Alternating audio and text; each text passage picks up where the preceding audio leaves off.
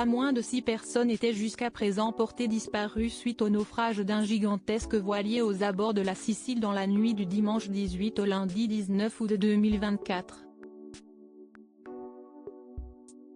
Les autorités locales ont annoncé avoir retrouvé 5 corps pour le moment. Une horrible tragédie s'est produite au large de Palerme en Sicile dans la nuit de dimanche 18 au lundi 19 août 2024. Selon les informations rapportées par l'AFP, un immense voilier de plaisance a fait naufrage. La carcasse du bateau a été localisée à 50 mètres de profondeur après avoir coulé.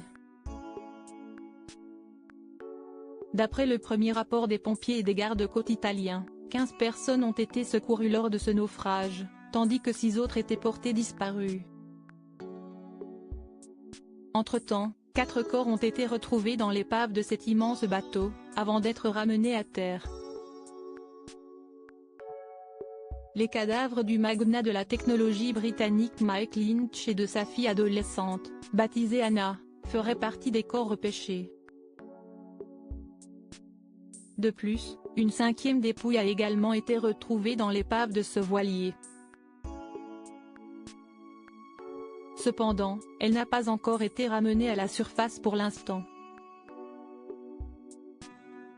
Il reste donc toujours une personne portée disparue. Les équipes de recherche ont découvert les corps en parcourant les ruines du voilier de luxe qui a fait naufrage après avoir été victime d'une trombe marine. Les corps repêchés ont été emmenés à la morgue pour être formellement identifiés. Pour mémoire, le corps d'un membre de l'équipage avait déjà été retrouvé le lundi 19 août 2024. En fait, Mike Lynch, le Bill Gates britannique, s'était rendu sur ce bateau pour célébrer sa victoire dans son procès pour fraude aux États-Unis. Ce dernier concernait la vente de son entreprise technologique Autonomy à Hewlett-Packard pour 8,3 milliards de livres sterling.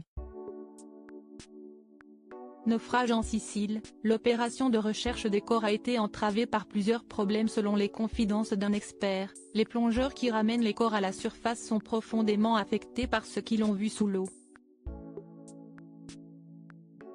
C'est toujours un grand traumatisme, a déclaré le dirigeant d'une société spécialisée dans la recherche et le sauvetage d'épaves au micro de la BBC.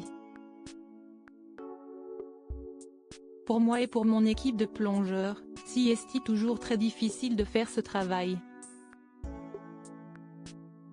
Au nom de mes collègues et de moi-même, je voudrais exprimer ma plus profonde sympathie aux familles des victimes et leur exprimer nos condoléances et notre proximité dans ce moment difficile, a-t-il ensuite ajouté.